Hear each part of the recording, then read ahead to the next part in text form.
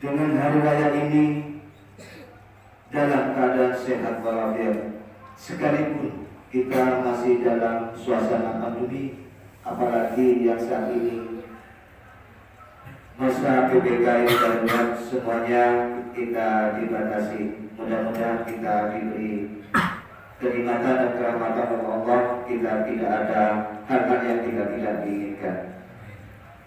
Pandemi yang melanda hampir semua belahan dunia, bukan hanya di Indonesia, melainkan seluruh dunia. Ini sangat membawa dampak yang cukup serius bagi kehidupan masyarakat. Semua orang tidak dapat menjalankan aktivitasnya sebagaimana sebelum pandemi ini terjadi. Semua dibatasi demi untuk mencegah penularan mata rantai yang namanya COVID ini. Maka kemudian diberlakukan kebijakan bekerja, beribadah di rumah saja. Karena kerumunan banyak orang meyakini bisa menjadi penularan mata rantai COVID ini. Kebijakan tersebut menjadikan roda ekonomi tidak dapat berputar sebagaimana mestinya. Pembatasan aktivitas di luar rumah membawa dampak banyak langsung pada perputaran ekonomi, khususnya bagi pengusaha. Masyarakat menahan diri untuk melakukan belanja kecuali hanya yang diperlukan. Hal ini berpengaruh signifikan kepada penurunan permintaan barang dan jasa akademik, yang kemudian menyebabkan dunia usaha mengurangi pasokannya barang dan jasa. Kondisi ini jika berlanjut secara berkepanjangan akan berdampak besar pada ekstensi dunia usaha, karena akan semakin berat menanggung biaya produksi, terutama biaya tenaga kerja. Karena sekarang banyak perusahaan maupun yang punya usaha itu mungkin akan karyawannya atau memutus untuk sebagian karyawan. Pengangguran yang menjadikan tingkat kemiskinan menjadi lebih tinggi. Dengan begitu, pandemi COVID ini membawa dampak terjadinya kesulitan ekonomi yang luar biasa dan terjadi skala masif. Seperti firman Allah dalam surat Al-Baqarah ayat 155 sampai dengan 177. A'udzu billahi minasy syaithanir rajim. Wa lanabluwannakum bi syai'in minal khawf wal-ju'i wal-'atsfi minal amwali wal-anfus was-samarati wa basyyiris sabirin.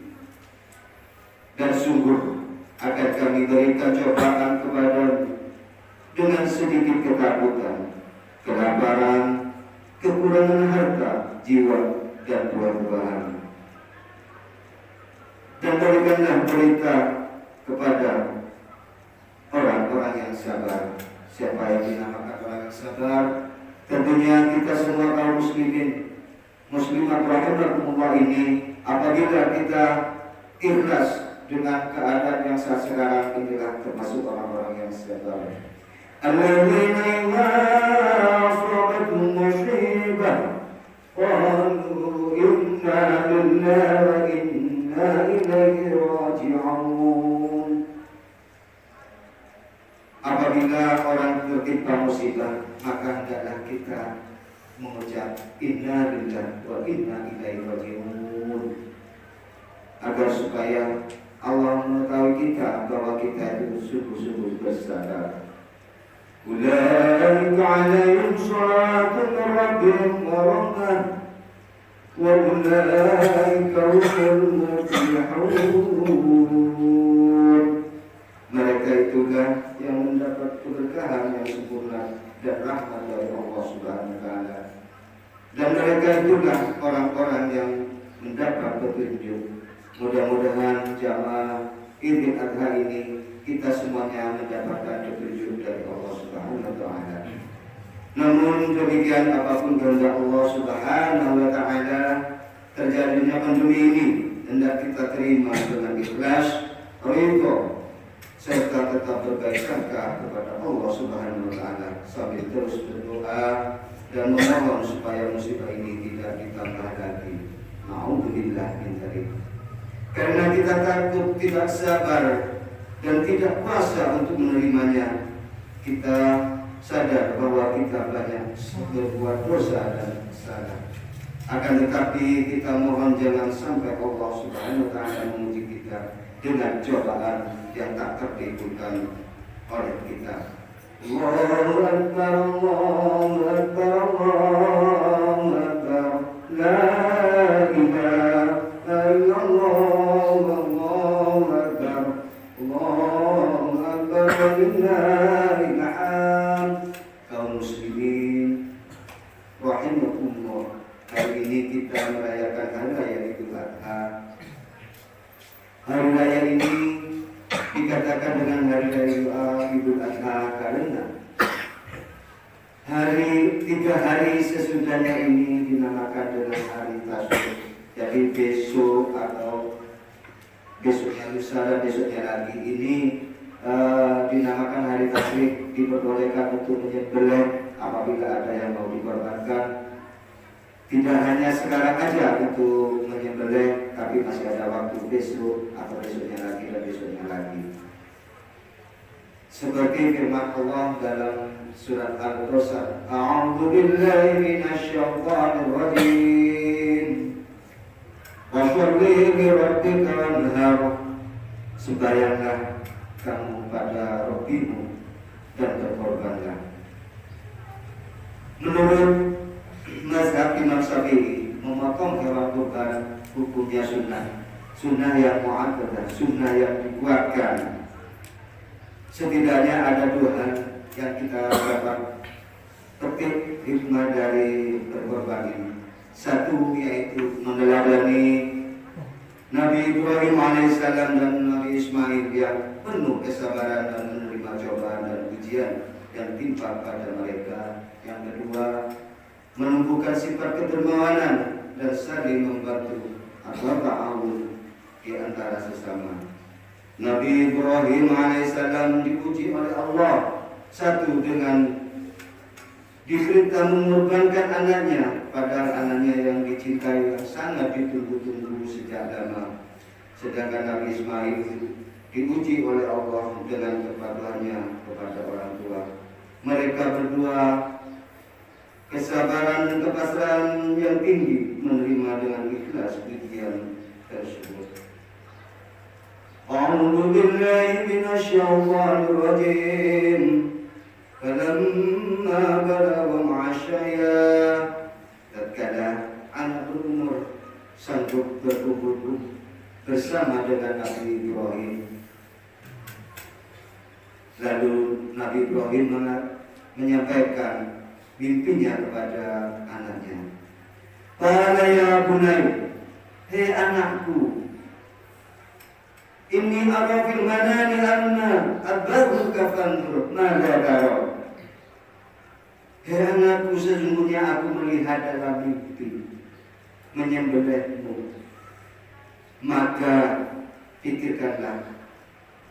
Jadi Nabi Ibrahim alaihissalam setelah mendapat perintah lewat wahyu atau mimpi dari Allah Subhanahu wa taala, tidak semerta-merta untuk langsung menyembelih Nabi Ismail, namun masih Nabi Ibrahim masih menanyakan kesanggupan dari Nabi Ismail alaihissalam. Lalu apa kata Nabi Ismail? Qala ya abatif'al ma tu'malu satajiduni insya'allah minasyahirin apa?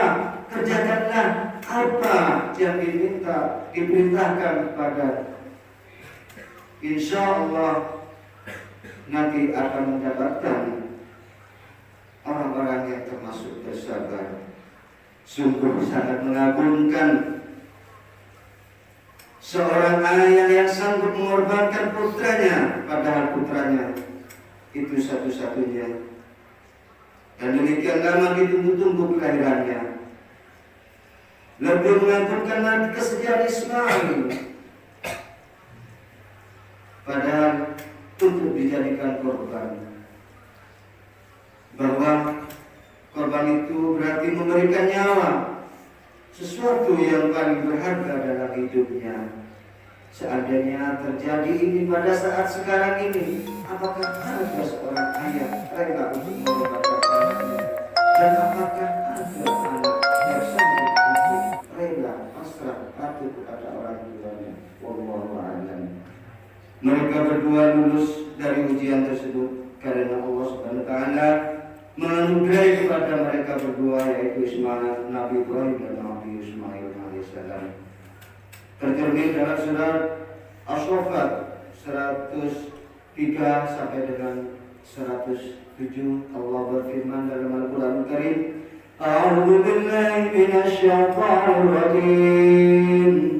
Falamma aslama wa tallahu lil jabin wa nadainahu ya Ibrahim qad sadaqta ru'ya innaka dzalika lanajzil muhsinin inna hadza lahuwal bala'ul mubin wa fadaynahu biqadrin 'azim.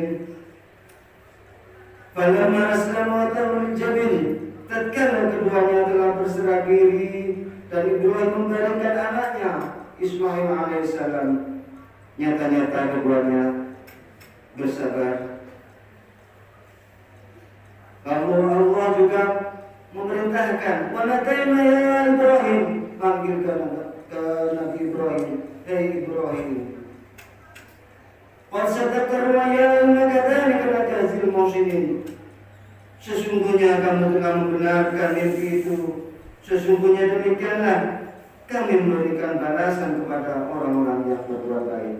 Jangan khawatir apabila kaum muslimin dan muslimat ini ingin berbuat baik, insya Allah pasti akan ada balasan dari Allah sesuai dengan wahyu ini. Inna kana wal bala'ul mubin. Sesungguhnya ini benar-benar ujian yang nyata. Wafadaina bidzikrin 'azim. Inilah yang dinamakan Allah, jadi Allah akan menebus Nabi Ismail dengan sembelihan yang sangat besar. Ketabahan dan kesabaran Ibrahim dan Ismail alaihissalam dalam menghadapi cobaan dan musibah patut kita contoh dan kita teladani. Ketabahan dan kesabaran mereka tercermin dari kesediaan dan keikhlasan untuk mengorbankan apa saja dalam melaksanakan pengabdian bila pengorbanan itu dibutuhkan. Dalam situasi musibah pandemi ini yang terjadi saat ini, kita dituntut untuk lebih sabar dan tabah sambil terus berusaha untuk mengatasi segala kesulitan yang kita hadapi. Sikap ketidaksabaran atau kekurangsabaran dalam menghadapi berbagai kesulitan dapat menambah kesulitan yang baru. Bagi kita umat Islam, peristiwa pengorbanan yang dilakukan Nabi Ibrahim dan Nabi Ismail hendaknya dijadikan contoh dalam meningkatkan kepasrahan dan ketundukan kita kepada Allah Subhanahu wa taala. Allahu Akbar, Allahu Akbar, Allahu Akbar. La ilaha illallah, Allahu Akbar, Allahu Akbar, walillahil hamd. Kaum muslimin rahimahullah, pesan yang kedua, ibadah korban menumbuhkan sikap ta'awun atau saling membantu antar sesama umat manusia, khususnya di kalangan umat Islam. Penyembelihan hewan kurban janganlah dilihat semata-mata dari aspek penyembelihannya saja, melainkan juga harus dilihat bahwa penyembelihan itu merupakan simbol perilaku kedermawanan dan solidaritas sosial di antara kita. Pembinaan ukhuwah Islamiyah dan persaudaraan termasuk salah satu ditanamkan oleh Rasulullah Shallallahu Alaihi Wasallam sesuai dengan